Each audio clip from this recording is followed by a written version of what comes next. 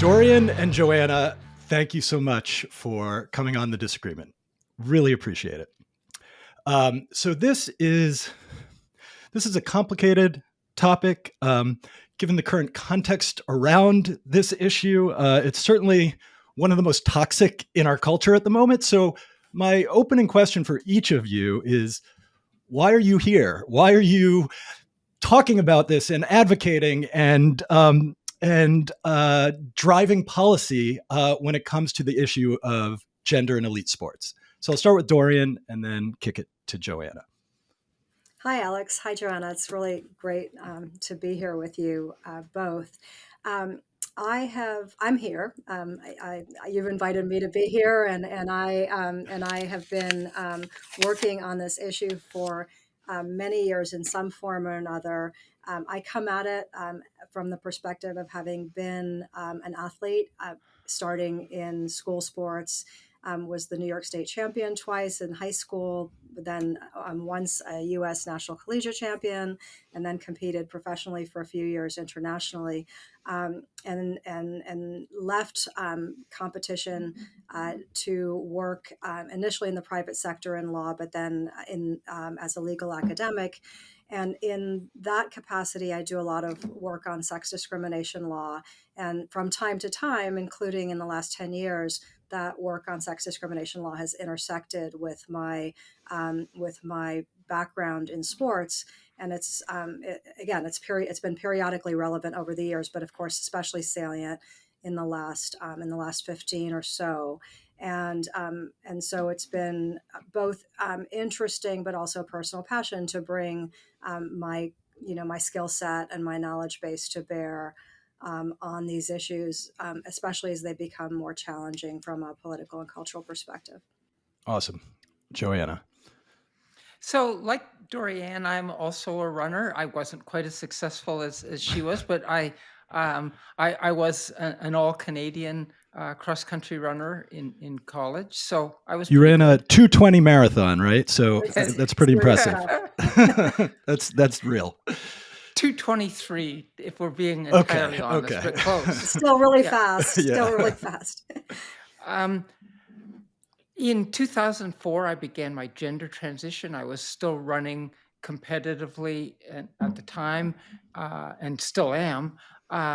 And within 9 months of starting hormone therapy, I was running 12% slower. That's the difference between serious male and female distance runners. I'm also a scientist, and as a scientist, I was hooked. And so I started to learn more about the endocrinology and the exercise physiology that would help explain what has happened to me. This led a number of places. I published the first performance analysis of transgender athletes in 2015. In 2019, I started a PhD program at Loughborough University in the UK to study trans athletes. And I'm the first person to get a PhD studying trans athletes. So it's become something that intrigued me to taking over my life. Yes. So if it's not clear, we have two of the most thoughtful experts on this topic, really in the world, and very excited to dive into this and take our time, because in researching this topic, it is incredibly complicated, and I realized how little I knew when it came to this topic. So I do want us to sort of work through this as systematically as we can and map the landscape of agreement and disagreement, because I think there will be a lot of both. So let's start with the most basic question. Why is there a distinction between men and women, male, female, when it comes to elite sports? Why does that distinction exist? Start with Dorian, and Joanna, you can build on it. This will probably be one of the areas of agreement, I think, having known Joanna for many years. She's super thoughtful on this. So a set of reasons. One, and the foundational reason is because, as Joanna mentioned in her introduction, there is a performance gap between male athletes as a group and female athletes as a group in almost all sports and events. And that standing alone, of course, is just it's the sort of the factual background, the science. The question is what you do with that. And for at least 50 years, a little bit longer, but not much longer than 50 years, there's also been, in addition to the knowledge about those facts, a real commitment on the part of sports governing bodies to provide equal treatment of females as for males. And that commitment has only grown in the last 15 years. And so we see the establishment, but also increasingly the support of girls and women's programs, girls and women's teams, girls and women's competitions, because of the combination of the performance gap and a commitment to supporting women equally, women and girls equally, to men and boys in this enterprise that is sports more generally. Got it. So, Joanna, can you build on that and talk about the nature of the performance gap? Because I think intuitively most people recognize that there is uh, uh, advantages to being a man when it comes to most sports, but I actually think most people don't understand the nature and size of that advantage. So, if you could build on that, that would be super helpful. Sure, there are some differences between young boys and girls in sports, but they're fairly small. However, when boys start to go through puberty, they get this surge of testosterone, uh, which changes their bodies greatly in terms of making them much better athletes. Uh, and very quickly, boys wind up getting 15, 20 times as much circulating testosterone as girls. And this change, this lifelong increase in testosterone from puberty onwards, results in stronger muscles, bigger frame, higher hemoglobin levels, which are very important for endurance sports, thicker, stronger bones, and any number of physiological advantages over women who don't experience the same sort of puberty. And then this leads to performance advantages in sports. Um, as I mentioned, in running, it's like 10 to 12%. In cycling, it's 15 to 20%. In powerlifting, it's 50 to 60%. So there are these very real advantages. And Alex, just adding this, and Joanna, you can check me if I'm wrong about this because I know you know more about it than me. But Alex just gave as an example the very best, right? It's not only the very best; it's the group of elite versus the group of elite, right? So elite males in general versus elite females in general. And I Right. was Is it gonna fair say to? the same. Let me I was Oh, gonna yeah. say almost exactly the same thing. So it's not just that the very best male is 12 or 20% better, but, um, the there's a large cohort of men who are not just the very best, but are pretty good in their sport, who are so much better than the very best female that we can't have women competing in the Olympics, earning professional sports contracts, unless we have a separate category for women, and we are very careful about the entrance requirements for that category. Got it. So that is the distinction. Like that, when it comes to elite sports, that is the nature of the distinction. If there was not separate categories between men and women, for the vast majority of sports, whether they're Olympic sports or professional sports, there would be no women on the podium. Is Can I that is give? that a fair Yeah, statement? yeah, it is, and I'll give an example from Joanna and I share the sport of athletics, track and field in the United States as our sport, as you know. Um, I it's always useful to people. I find that it's always useful to provide people with examples. One of the examples that we saw recently is in Paris at the Olympic Games. The qualifying standard for men's events for the Olympics in Paris in track and field, no female gold medalist would have been eligible at all for a men's event. Because all of the baseline entry level standards for men's events were higher or faster or farther than the women's gold medal performance. So that's just an example of what Joanna was just saying.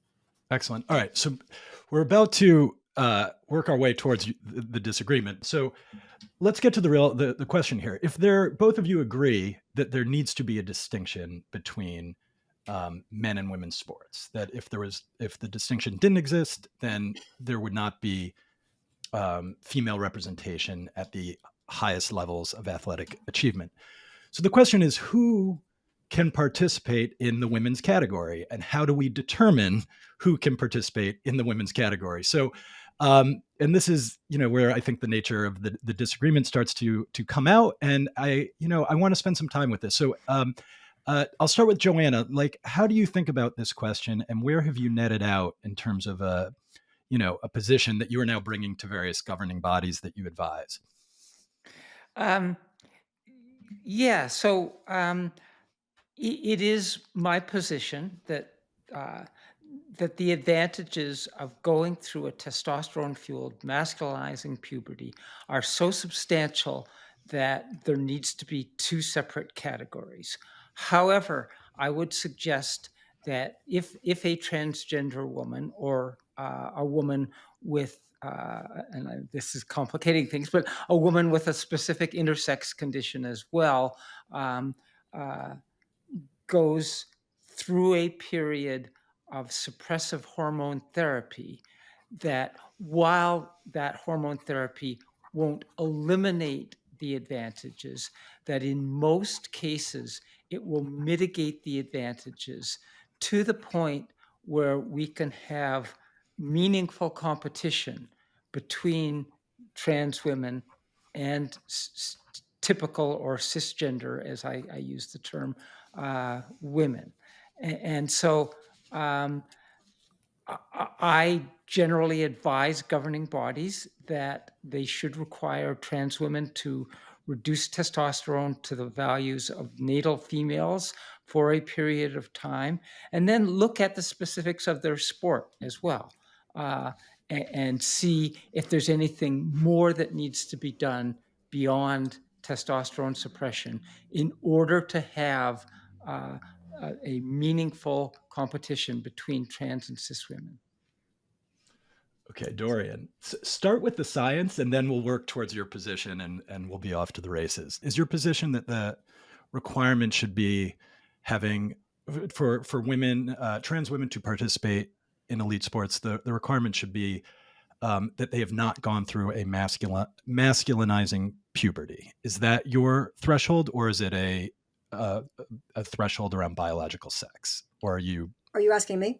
I'm asking you. Yeah. Do Oh, yeah. you have a firm position between whether it is about a masculinizing, I can't say that word, Yeah. No. puberty, or if it's based on some set of chromosomal or gamete based sex characteristics? So I have come to the view that that at elite level, which I define as global level competition, it should be sex.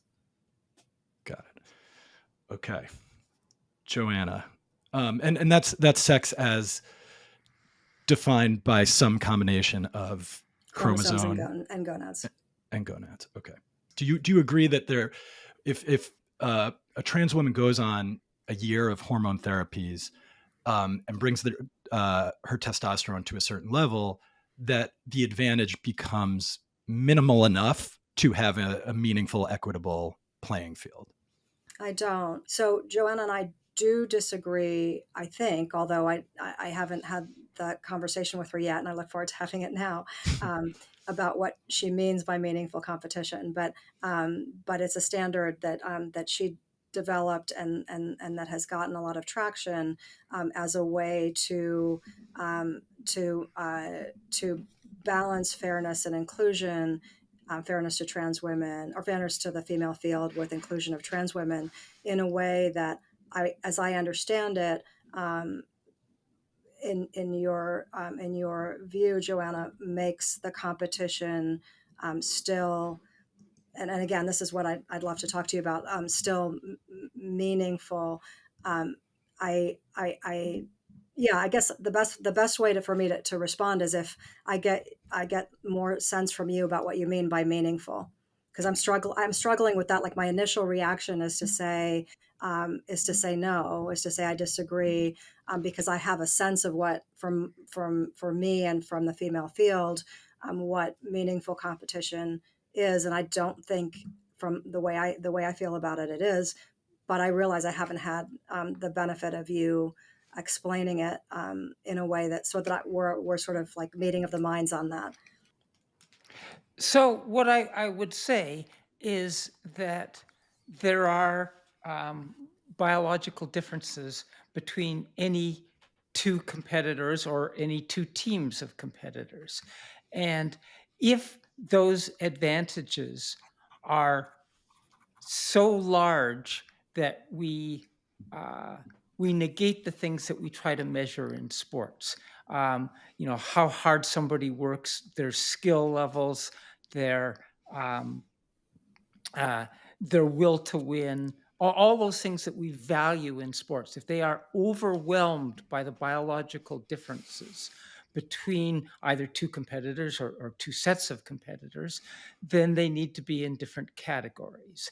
If the differences are small enough that these two groups or two competitors aren't necessarily equal, because no two competitors are equal. If the biological differences are small enough, then those two competitors belong in the same category. And that is what I would suggest. And an example that I would use that American sports fans would be very familiar with are left-handed baseball players. Left-handed baseball players have numerous advantages over right-handed baseball players because of the configuration of the diamond. And yet we can have, and that's especially true at the hitting and pitching positions. But we can have right-handed batting champions. In boxing, big boxers have such an advantage over little boxers that we have to have separate weight categories. Otherwise, we can't determine who's the best boxer because the big boxer wins all the time. So that would be an example of one case where the differences are small enough in baseball that we can have meaningful competition between lefties and righties, but not in boxing between big and little boxers. Right, right. Um, yeah, so I struggle with a couple of things there. So one is that um, that we have, and you and I agree on this, right? We have as a premise separate sex sport. We have girls and women's sport. And I guess we'll stick to the elite level for now. I think Yes, it makes, please. Yes. yeah, it makes more sense to do that. So we have separate women's competition at elite level precisely to exclude um, male advantage, right? And if you want to do it biologically the way we do, right? When we talk about this, we have it to exclude the the advantages that flow from developing or going through male sexual development. So that includes whatever's on the Y chromosome other than the SRY gene that causes testes to develop, but certainly testes and circulating T in the male range through whatever period of time until the athlete would with the trans woman would go on T suppression. And so precisely the category, the female category it's defined precisely as the category that excludes that advantage. So it's not like left and right-handed baseball players, because baseball doesn't exist and the baseball rules aren't designed to specifically around excluding left-handed pitchers. I don't know anything more about baseball, so I can't follow I think that that's an analogy. accurate statement. I think Yeah, that's an accurate statement. I can't But follow that yeah. analogy anymore. But testes and male sexual development is just not like any other trait that usually contributes to the difference between performance A, performance B, and performance C among female athletes, right? So that's the first thing that that concerns me about the analogy. The second thing, and I'm speaking off the top of my head here, but the second thing is that of course we know to date that the differences or the performance gap, the drop between male levels to male suppressed levels or performance isn't minimal, right? So what's retained, the male advantage that's retained in in the sports and events that you spend time measuring, right, is often still greater than the margin of victory. And then the third thing I'm thinking about right now that I'm struggling with is that, of course, there are exceptional female athletes whose performances are utterly dominating, and we don't try to exclude them, or we don't try to diminish them. We don't give them handicaps. We actually celebrate them, including when they dominate over time for years. Um, and so with respect to the particular attributes of a meaningful competition standard, I think I struggle for those reasons. I also have an emotional reaction too, which I have to share, which is that the thinking of it formulaically like that or metrically like that doesn't take into account that female athletes may not find the competition meaningful in a more general kind of meaning sense, right? As opposed to a metric or a formulaic sense, a meaning sense, because what they how the way they conceive of the category and the way they conceive of the competition, the way they think of it as a level playing field, is being able to compete only against athletes who don't have male advantage. And so I struggle with it, I think, for a combination of reasons that certainly include those. Joanna, can we talk about what the advantage is? Can we just drill for a second into the nature of what you described as a minimal but still existing advantage after a trans woman has been on hormone suppression? And there's also, as you've noted in your literature, there's disadvantage in addition to the advantage. So can you just spell that out and see if we're generally clear on that, and then we can continue going through the various ethical and values-based disagreements. So the first thing to say is that the science of transgender athletic performance is in its infancy. And so um, there is no one on the planet, myself included, that can make definitive statements about the performance of transgender women after hormone therapy with any great certainty. Um, so Yeah. with that as a caveat, Yes. um, uh, let me say that it is certainly true that even after hormone therapy, trans women will, on average, be taller, bigger, and stronger than cisgender or typical women, and those are advantages in many sports. Um, Height isn't affected at all by hormone therapy, so that's not going to change at all. Um, Size, in terms of body mass, isn't going to change either. Strength will be reduced. Um, how much strength will be reduced is an area of substantial disagreement, but um, it will be reduced. But trans women will also have disadvantages. Their larger frames are now being powered by reduced muscle mass and reduced aerobic capacity. And that can lead to disadvantages in things like endurance, quickness, recovery, etc. Um, and how that plays out, it's hard to say. There are 4 studies that look at um, uh, aerobic capacity, and that can be measured both absolutely and um, and relatively. And in terms of running, it's the relative aerobic capacity that's most important. In terms of rowing, it's the absolute uh, aerobic capacity that's more important. All 4 studies suggest that trans women uh, have numerically lower uh, relative VO2 max than cis women. Now, only one of those studies says that it's statistically significant. When we do studies, we try to find out what happens in the population, and we use samples. And so we try to make guesses based on the samples we make. And So so VO2 it, it's max, it it's just not all yeah. clear. But one thing I'd like to say about the strength, again, there are 4 studies that look at strength measures in in a variety of ways, and these studies have found again that in absolute strength, trans women are higher than cis women, but in relative strength, um, they aren't. And so that's important.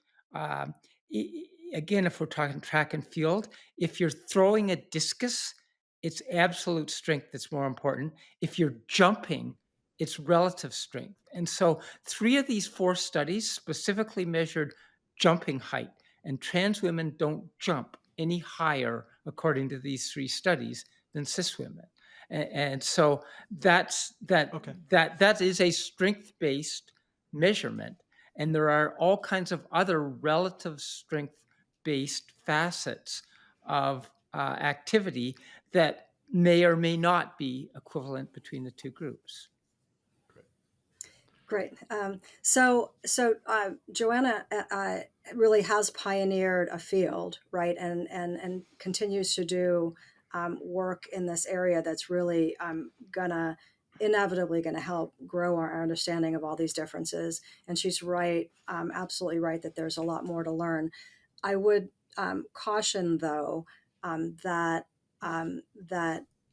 what we're learning about particular body parts and specific physiological systems or attributes, as well as about absolute versus relative um, mitigation of advantage, doesn't change the overall picture, which is that overall male advantage is retained, and that overall retained advantage is not only due to um, mitigation or not in the male body, but it's also due to differences in male and female anatomy and physiology. And so the male performance advantage is really a combination of the male advantage and the female disadvantage.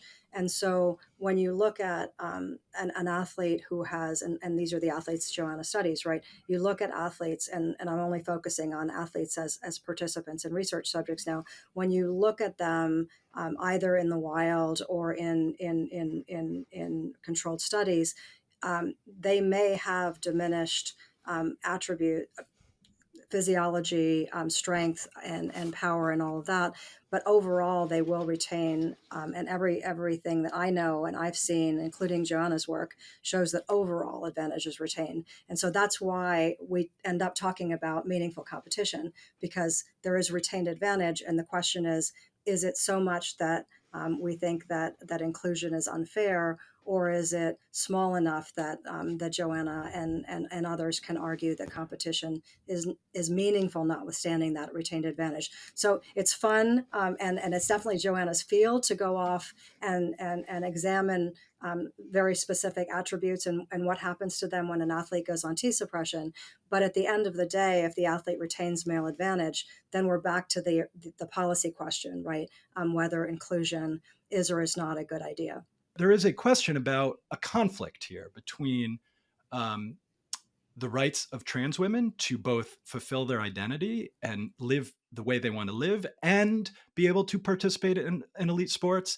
And and I guess the question for you, Dorian, is there a conflict between trans women rights and the rights of women, when it comes to their biological sex or biological women? Do you see do you see a conflict is the question, and is it zero sum to some extent? Yeah.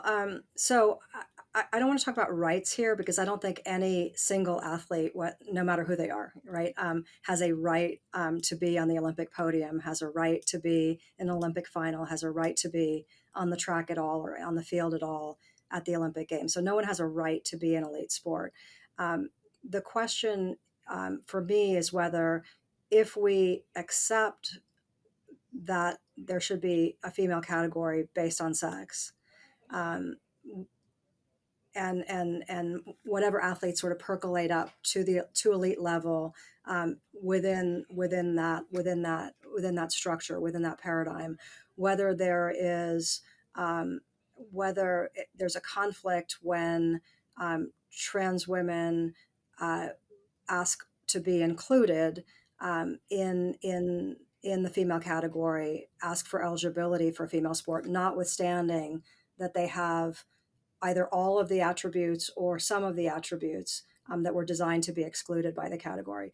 When you describe it that way, it's inevitable that you see that there is a conflict, right? I think it's really hard not to say that you've created a category to exclude a set of traits, and then including a set of that same set of traits doesn't isn't either category defeating or at least a category conflict, right? So the answer is yes, I think there's a collision or a conflict, and the question how to resolve it is one which, you know, lots of people, but including Joanna and I, have been working on for over a decade, and it's a really important challenge.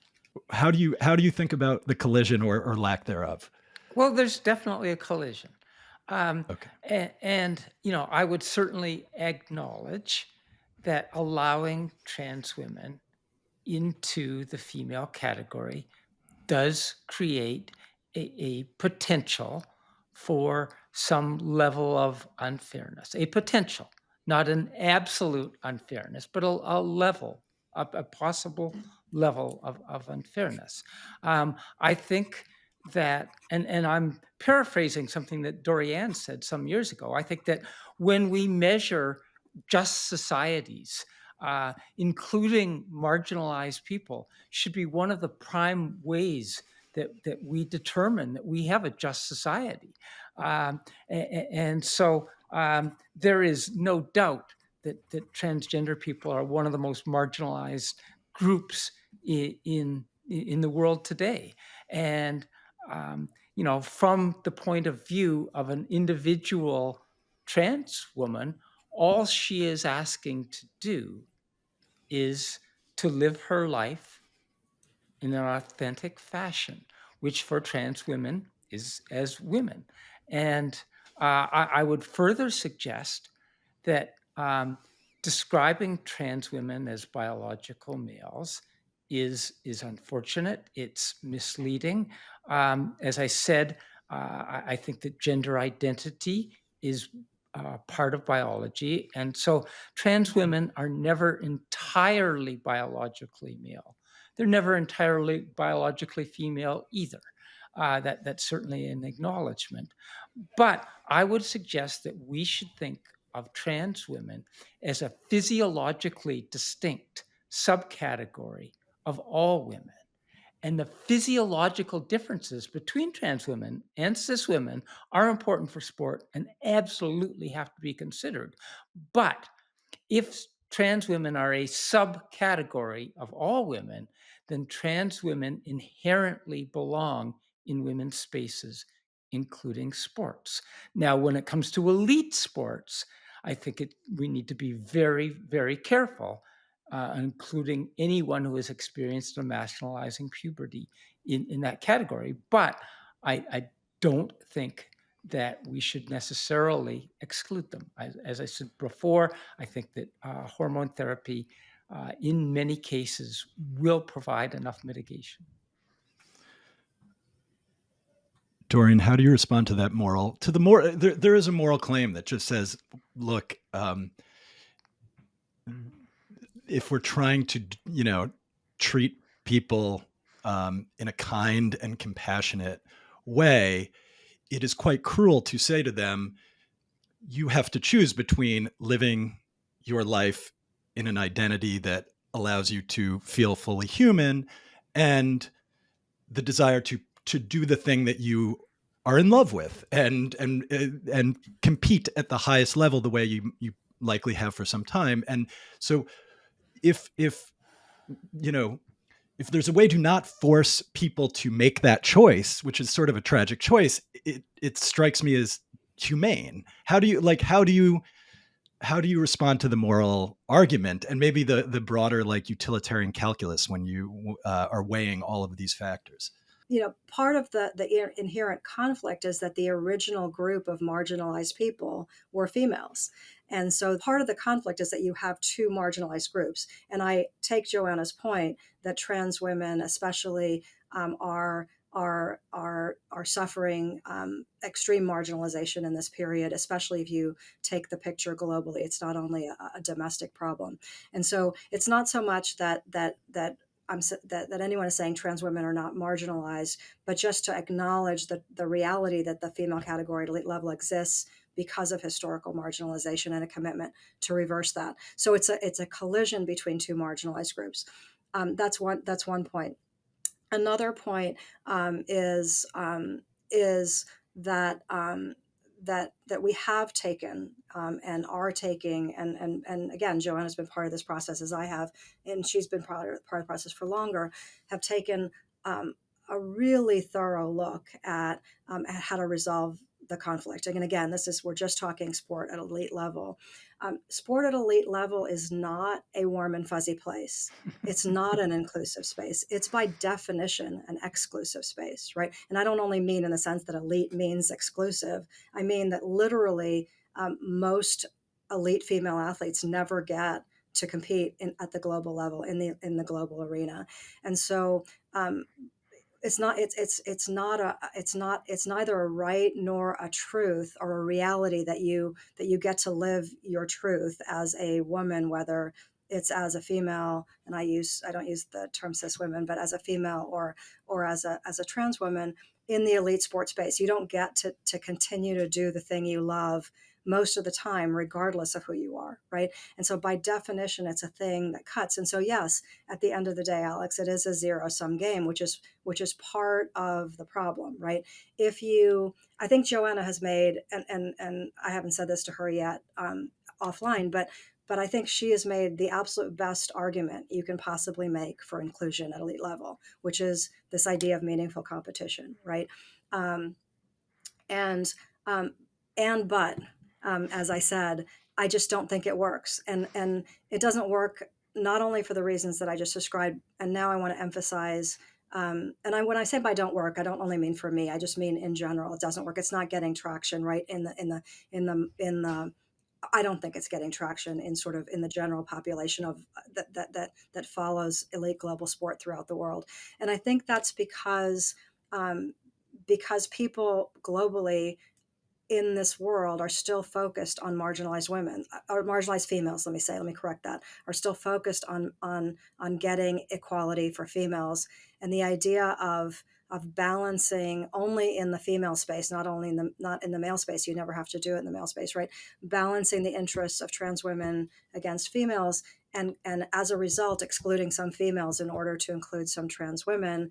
It is just not is not a priority of people in that space. Yeah, I'll just leave it at that for Okay. now. When you say that though, if the science were different, if the studies that she has referenced are and they're in their infancy, if they actually came back a few years from now and there was zero advantage, But the that's not going to advantage. happen. But Alex, that's the Yes, problem. It's not going to happen. Okay. It's not Well, going and to I but happen. is agree so with so I but agree. when you said this, Alex, let me yeah, get in here. And I yeah, do yeah. agree with Dorianne. It's not going to happen. Okay, I think we all acknowledge But that. that's why Joanna's meaningful competition standard is has to be the standard that she develops, that others develop, that want to make the argument for inclusion. I just don't think it's going to work for the complex of reasons that I've just described. To convince people, to include.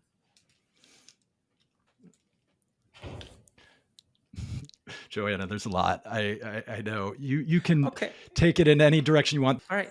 Um, so a couple of things. One is this idea that including trans women excludes females, and she's using language differently than I would use language. I would say that including trans women no more excludes other women than if we include any other subcategory of women. Um, you know, But certainly. that, but can I interrupt? But that's because, and Joanna's using the word woman as an umbrella term, right, to include females slash cis women and trans women.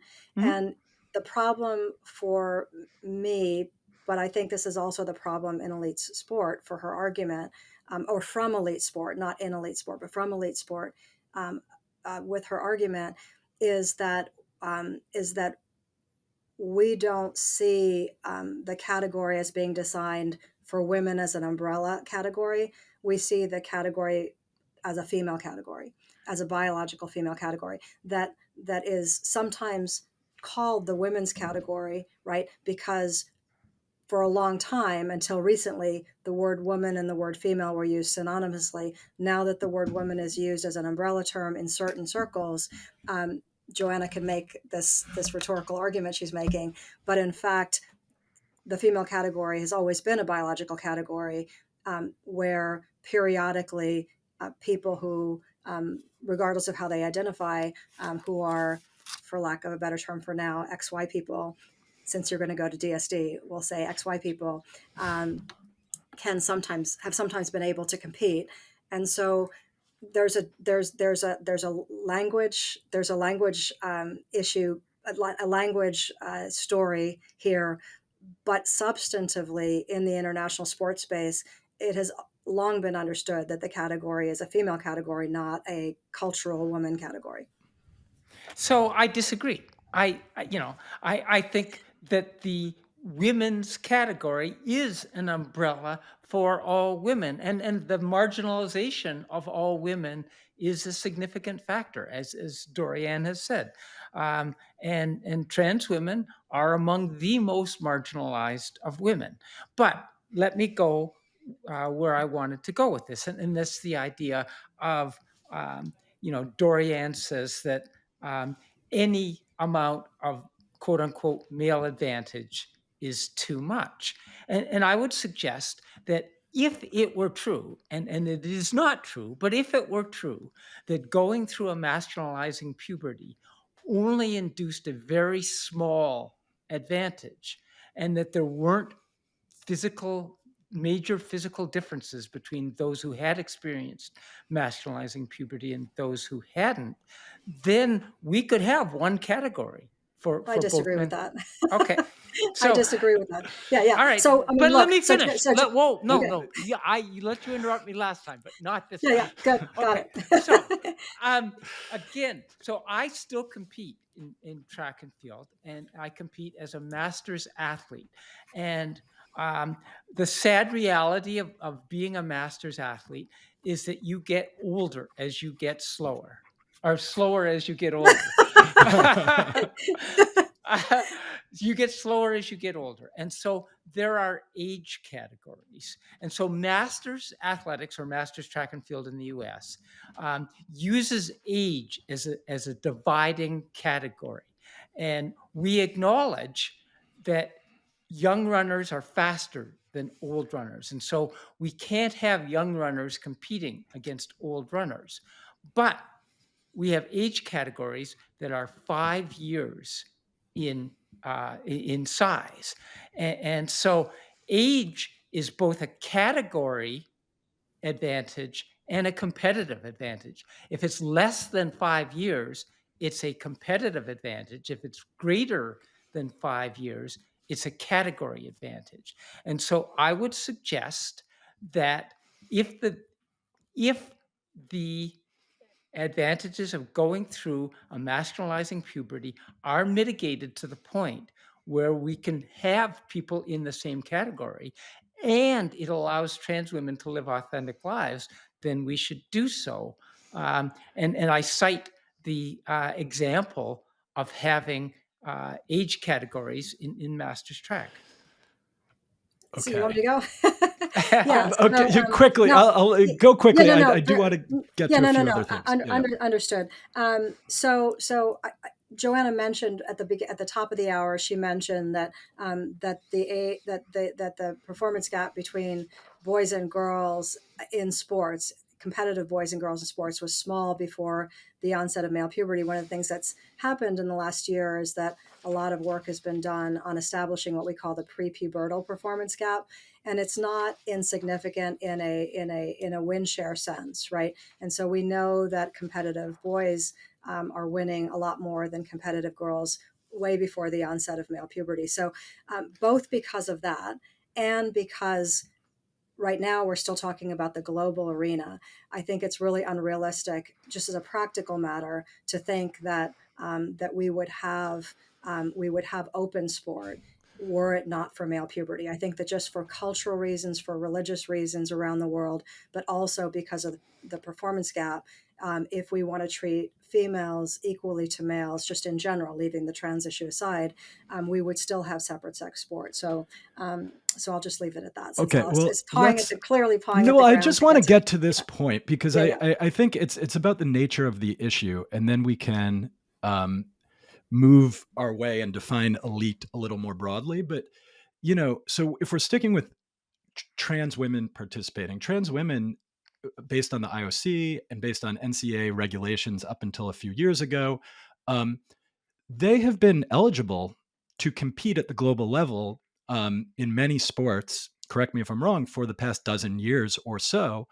And as far as I can tell, if you look at the global level, um, there have been very few who have performed at an elite level. There's very few podiums with trans women over the past dozen years. And even at the NCAA level, where again, they've generally used Joanna's threshold of testosterone suppression. Um, there's been very few. Leah Thomas is an N of one. Outside of Leah Thomas, there, as far as I can tell, very few examples of trans women on podiums. So, like, I guess I'll start with Dorian. Like, what harm? Like, what is the scope of harm here? Are we talking about something that is very marginal and like relatively insignificant, that is so outsized by the nature of the topic and its political valence that we shouldn't, like, it's almost strange to be worrying about it? Or is it a larger concern than that?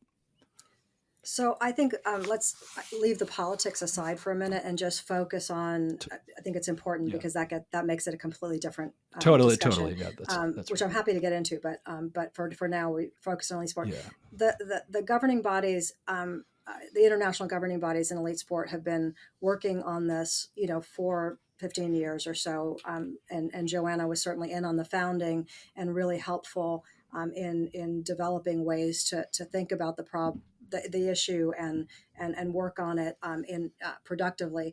I don't think it is, and given the amount of effort people have put into it, it's clearly not a minor issue, right? And I think that that for a couple of reasons. First, it's conceptually problematic, right? It's logically conceptually problematic.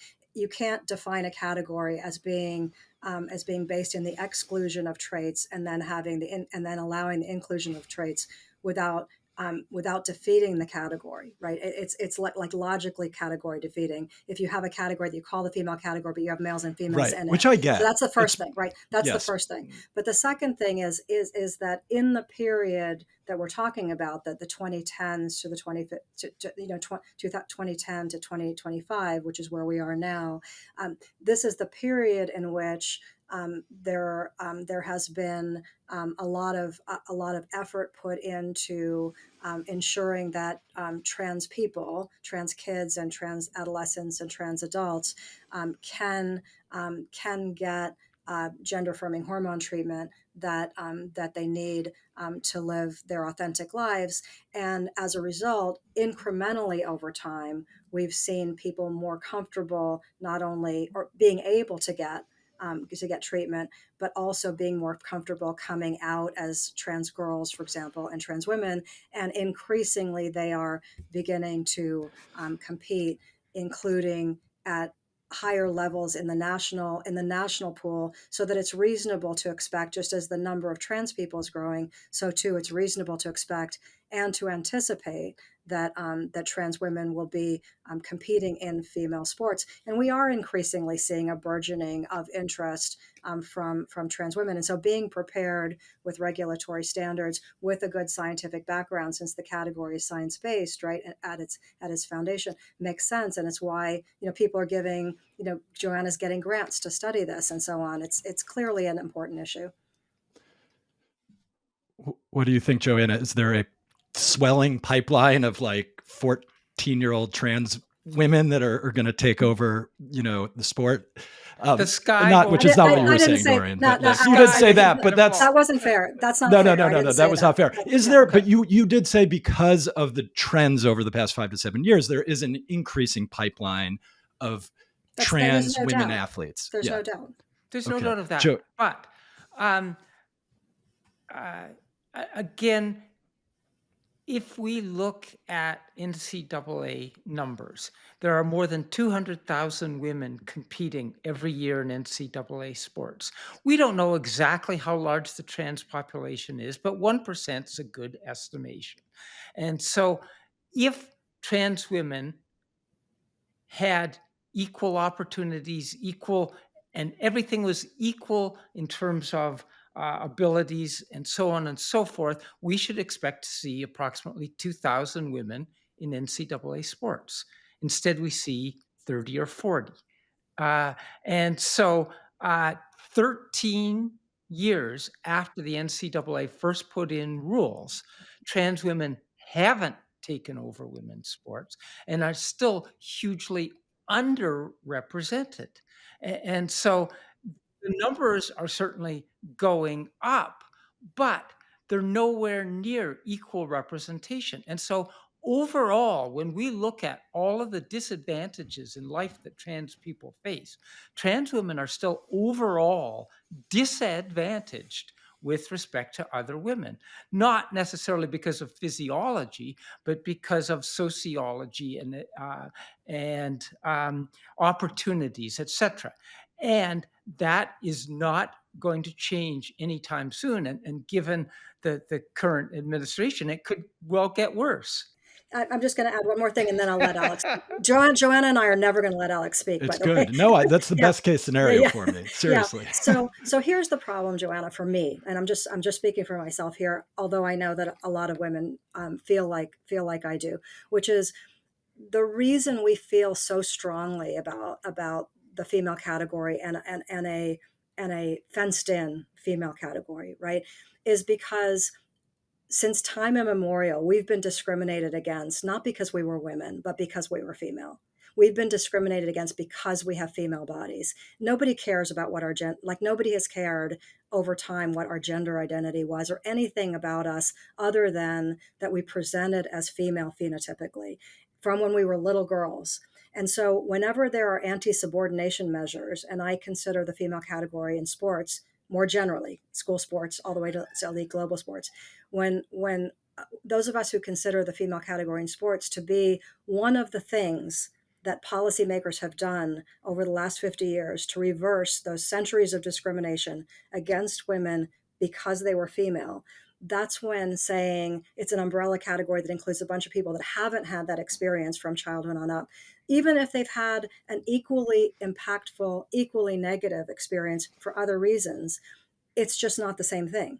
And so that's where a lot of the emotional reaction, I think, comes from, in addition to like any logical answers or rational answers I might provide here. I think there's a really deep emotional sense that that's not being understood. That piece of it is not being understood. Okay, Alex, you can go. Thank you. All right. And to be clear, this is great, and you should respond in perpetuity. And I do want to get into DSD. So, yeah. You sure you want to get into DSD? Oh, we're gonna get in there. Yeah, we have to. I think it's in many Okay. ways Yeah, yeah, a fine. bigger issue. Okay. It's well, it's a more complicated. It's an even more complicated I issue. know, I know. But So I'm all going to right, disagree with you on that, but anyway, okay, I still all right. don't. I still think it's the same. But anyway, okay, so I think the thing that was interesting to me, as I sort of noted, is when you look at the number of trans women and however you define elite, whether it's global competition or at the college level, and you look over the past 5 to 10 years, there's sort of Leah Thomas, and then you don't see many. And I'm sure you can correct me, but you don't see anyone on Olympic podiums, any trans women on Olympic podiums. So the nature of the concern or the harm, if you sort of believe in Dorian's collision and the zero sumness, the nature of the harm over the past decade or two has not been from trans women, right? Harm being defined again from Dorian's perspective as um, natal females being excluded from podiums. The real harm has been done by DSD women who have occupied, I think, Joanna, I think you said recently, 30 different elite podiums, including, sweeping, I think, the 800 gold medal in 2016. Um, and I don't think anyone really understands this at all. And obviously, like the Algerian and Taiwanese boxer, there was all sorts of controversy. So I think it is worth, Joanna, like just helping us to define what we mean when we say DSD, and then we can talk through. Dorian, you had made the point that you don't see the two as very different, and so I think we should get into that. And um, to bring it to a modern case study, we had the most recent Olympics, and a huge global controversy around the Algerian boxer and and a Taiwanese boxer who were both suspected of having XY DST. So I guess the question is, one, how do you think about that? How do you think about whether or not they did? And two, how do you think about the sort of ethics and the approach to sports governance when it comes to this condition? So, um, one of the things that I think World Athletics has done very nicely over the last few years, and they've really struggled for decades, but I think that they have come to a point where they say there are four XYDSDs that we're concerned about, and only these four. And the XYDSD that's not very common in the general population, but seems to be extremely common in elite athletes is a condition called 5-alpha reductase deficiency. So let's start. Yeah, let's talk about the Algerian and Taiwanese boxer, because I do think this was grossly misunderstood in the culture, and it is a complicated situation, because what you're saying, Dorian, is that oftentimes, like in the case, and we don't know, is it true that we don't know that they had this condition, but it's seems like they likely did? What would you say, Joanna? I- At some point, medical records have been leaked, but our leaked medical records aren't the same as official medical records. It is certainly likely that Khalif has 5-alpha reductase deficiency, but we don't know for sure. And also to and frame. just as an aside, Yeah. we know very little about the Taiwanese boxer in comparison with because records have not been leaked on the Taiwanese boxer, other Right. than the original chromosomal records from the IBA. So how do you, Joanna?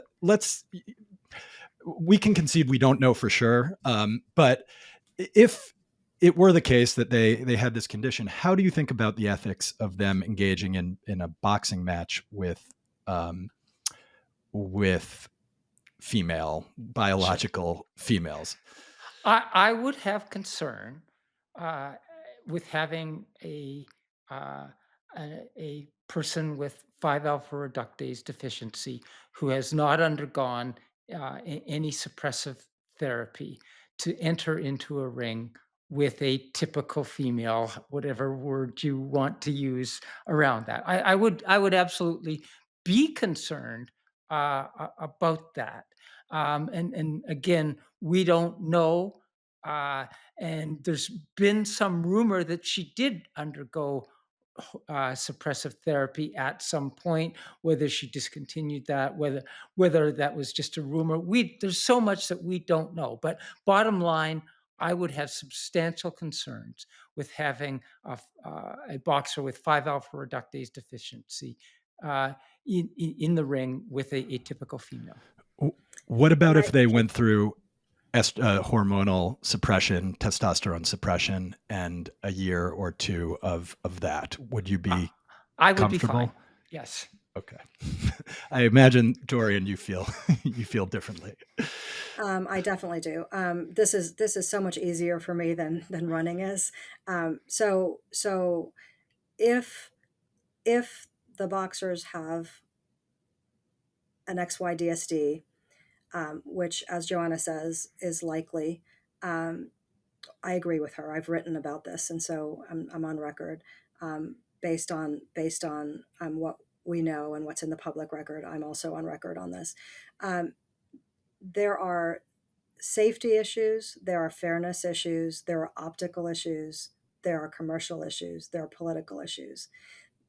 This was a disaster in my view, for the IOC, that it took this position that athletes it probably knew, um, have this condition, um, that it took the position that it was okay for them to beat up women on global television.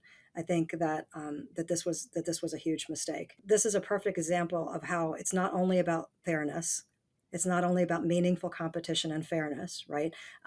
It's also about safety, and it's also about sort of the commercial proposition, and it's also about the political proposition. And if part of the political proposition is that girls and women's sport, at elite level especially, exist, at, for its expressive value, to send messages about how we care about women and we value their bodies, and we treat them equally to males.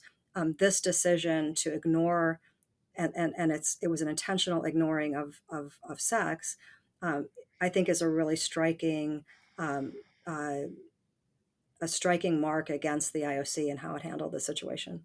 I think the broader political landscape is interesting, and I think that um, the nature of this that this the role that this topic played in the presidential election um, is um, was outsized. I mean, there was over $100 million spent on an ad that prominently featured this topic with an image of a 50-year-old trans woman playing community basketball, and um, I mean, there's so many people that are weighing in on this now, and the role it played in Kamala Harris's loss.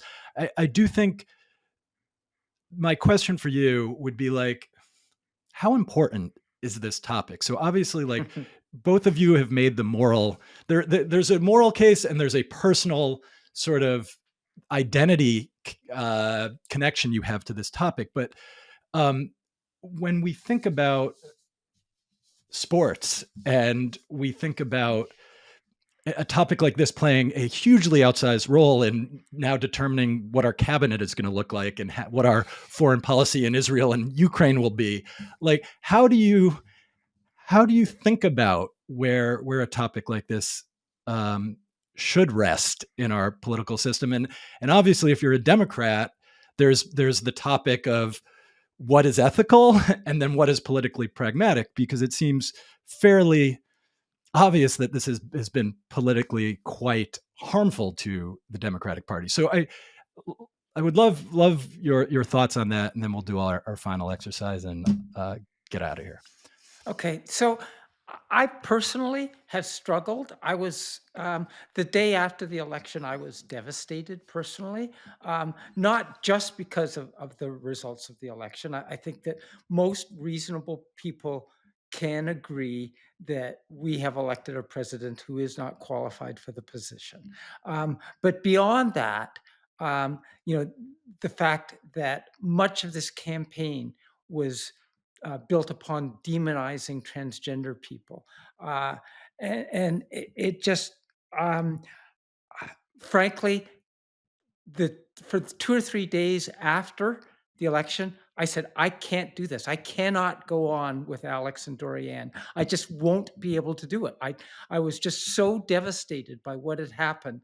Um, I'm doing research now, and I work for a pediatric gender clinic. If that gender clinic shuts down, does my work, my research all go away? Does my life go away? Uh, trans people are being demonized in every sense of the word. That so many horrible things have been said about us. That you know, as I said, I could not function for 2 or 3 days after the election, and so um, it's and most trans people around the country are extraordinarily concerned, not just about the results of the election, but the method, the demonizing trans people that was a significant part of this election. So I'm really sorry, obviously, Joanna, that you understandable completely, but also sorry that you are had that experience and are experiencing this time. Um, I have um, for a long time felt that um, that both the right and part of the left were using the sports issue, the trans and sports issue, as a strategy to achieve different, bigger goals, um, broader goals, I should say, not bigger goals, broader goals. So, the right, in part, as an election issue. Um, Clearly, that's what Alex started with, right? Is the election issue, but also because competitive sports is kind of the low hanging fruit example of why sex is real and matters, right? And when a part of the left says sex is not real and doesn't matter, and the right is really concerned about that, and sports is the example that everybody's playing with. Sports is in the middle, and trans girls are in the middle, and female athletes are in the middle. But obviously, the individuals who are being harmed most in that story are the trans girls and trans women, and that's been really unfortunate throughout this whole process. I think that the right was able, or the Trump campaign was able to make it such an issue. Not, I don't believe that most Americans hate trans people. I don't believe that most Americans are not wouldn't approve of trans rights. I think they really disapprove, more on the right than on the center. But the center also, which is why the ads were effective, the center also disapproves of the claim from some trans rights advocates that sex isn't real, and all of law should be sex blind, as a strategy for trans rights, but also as a more general proposition, like a better world or nirvana is a sex blind world. There are lots of us who don't think of sex only as a bad thing, and see it as sometimes being good and sometimes neutral, sometimes bad. And so the idea that there would be a segment of society with a megaphone and with, for a moment, some power, right, to influence the Biden administration in particular, in a direction that probably most Americans think is the wrong direction, not on sports specifically, but on everything, obviously on sports too, but more generally on everything, is part of what made the issue such a prominent and powerful one, for the Trump campaign during the election. Okay. Yeah, Joanna, thank you for coming on and persevering. I empathize with you deeply, and thank you both. So I think this is the final exercise that we do on every episode. We'll do two quick ones. The first one would be, when it comes to the question of trans women in sports, what would have to be different for you to change your mind on this position? Is there anything that you could envision coming out or being different where you would change your mind, or you change your current position on this issue? If trans women who'd undergone hormone therapy became overrepresented in women's sport, and I don't know exactly at what level, but certainly if women made up 10% of all elite female athletes, I would say I was wrong. Okay. It's a hard one. I don't think I want to be honest with you. Let me just say this, and maybe you can clip from it. I don't have a soundbite like Joanna on this. I don't think there's anything that can change my mind in the elite sports space. I and I don't think that that in the non-elite sports space and other contexts we can be anything but mission driven. And so I really feel feel fully formed here. Sorry about that. I know No, no, no. I That's know you're here. I know the show in part exists to try to get some movement, but no. Joanna's I mean, moved I me a lot think over the years already. I think we just want, we want your honest answers, and Yeah, it does happen. I mean, you could come up with some sort of like right. sci-fi type situation or But whatever, but I'm we not. don't. But Yeah, but the we whole don't point need is you I'm to. a Right, pragmatic person. I'm not right, gonna. right. Yeah, I'm not gonna do that. So, all right, this is the last one. Take a second. We call it steel manning, and essentially what we're going to ask each of you to do is to take the other person's position and try to articulate it in the best faith way possible and the most compelling uh, way possible. And we do this because one, it shows that you are listening and understanding and empathizing with the argument. Again, it's not yours, it's the disagreement partners. So Who I'll wants to? go. I'll Oh, go. you'll I'll go go. first. Okay. Because Joanna can have the last word. So I think the best argument for trans inclusion in elite sport is the one Joanna Harper makes, that trans women and females are both um, types of women or subcategories of women, and that so long as the female category is actually women's sports, not female sports, right? Is women's sports.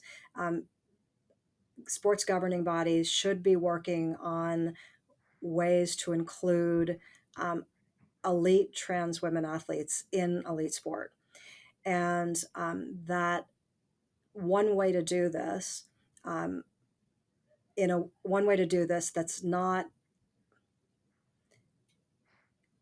entirely inconsistent with the mission of most international governing bodies is to um, is to take into account each trans woman's individual characteristics, like a case by case approach, right? Each individual trans woman's personal characteristics to determine whether any male advantage she retains is within the margin of other advantages that exist in the field, in the female field, for example. And so long as it's not disproportionate to those other advantages, that it's not so disruptive that inclusion does harm. Okay, Joanna, let's start with a grade, and then you can, if there's anything you want to correct or that's fine as well. B plus. I thought her Okay. words were fine. It's clear she didn't believe them, but But that's okay. That's okay. But also, wasn't that more individualized than your position? I mean, Dorian was sort of saying it's like each individual participant would have a bespoke. So that's how I understand the argument. So if I'm wrong about that, then I'm willing to self-correct. I would tend to say sport category as opposed to individual. Right. That was my Yeah. understanding. So I would think that the rules for trans women could well be different for power lifters and distance runners. All right. So Joanna, let's hear your steel man. Historically, women have suffered horrible discrimination, not because they're women, but because they are female, because they are the female sex. And in order to have women's sports have meaning, they cannot include anyone with male characteristics, especially anyone who has undergone male puberty.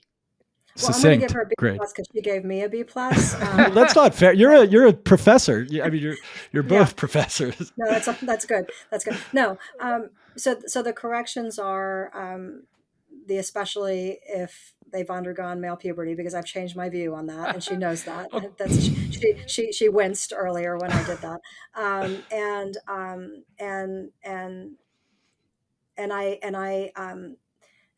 I'm not fixated on meaningful competition because I don't believe that's a standard that can be applied in a way that is consistent with the mission of elite, the multiple missions of elite sport. But I appreciate it, Joanna. Yeah. B plus. Well, look, B plus. So we both get C's, whatever. There's grade, maybe some grade inflation out of Yeah. both There's of you. definitely there's always both this of you. is endemic. It's endemic in the academy these days. Yeah, Great there you inflation. go. Yeah. All right. Well, thank you so much. This was incredibly enlightening, and it's a difficult subject. So I really appreciate you both engaging in such a thoughtful way. Okay, and so could I close with something? Yeah, of course. As you may be aware, and certainly Dorianne is aware, that the late Ruth Bader Ginsburg and Scalia were good friends, and opposites on the court, but good friends off of it. And I remember don't start singing, Joanna, please. Okay, no. I remember one interview with Scalia, and he was going over the virtues of RBG, and he said all these great things about her, and so why wouldn't I like her? What's not to like other than her interpretation of the law? And so I would say, what is there not to like about Dorianne, other than that she and I disagree on this topic, which is so central to my life? Ditto. Well said. That was beautiful. That was beautiful. Everything Joanna just said. You guys are the RBG and Scalia of this podcast right now. So thank you so much. Thanks, fun. Alex, for having us. Okay. Appreciate it. All right. Bye-bye. Thank you.